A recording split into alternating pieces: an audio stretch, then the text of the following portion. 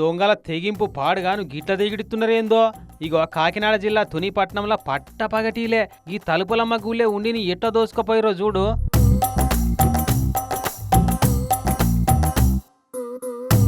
ఇవలన్న చూస్తారన్న బూగులు లేదు, దేవుళ్ళంటే భయం అంతకంటే లేదు.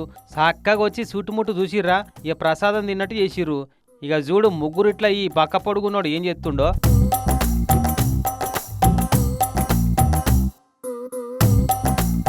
ఒక ఆడివిల్ల ఇద్దరు పోరగాళ్ళు. మరి వీళ్ళు ముగ్గురు ఒక రాధా ఇద్దరు కృష్ణుల దొంగ బ్యాచ్ ఏందన్న సంగతి అయితే తెలియదు గాని బయటికెళ్ళి ఎవరన్నా వస్తున్నారా అని ఆ పిల్ల కనిపెడుతుంటే ఆ పిల్ల పక్క పంటి కూర్చున్నాడేమో వీనికి బిత్తిరి చూపులు చూసుకుంటా దేవుని హుండిలా దొంగతనం చేసుడు మంచిది కాదురా, నేనైతే చేయరా అన్నట్టే చూసుకుంటా కూర్చుండు. మొత్తానికి అందిన కాడికి గుంజినాక మెల్లగా ముగ్గురు కలిసి అవతల పడ్డరు గుళ్ళెకెళ్ళి. సీసీ కెమెరాల రికార్డ్ అయిన ఈ సీన్ చూసి అక్కడి పబ్లిక్ పోలీసు వాళ్ళంతా షాక్ అవుతున్నారట.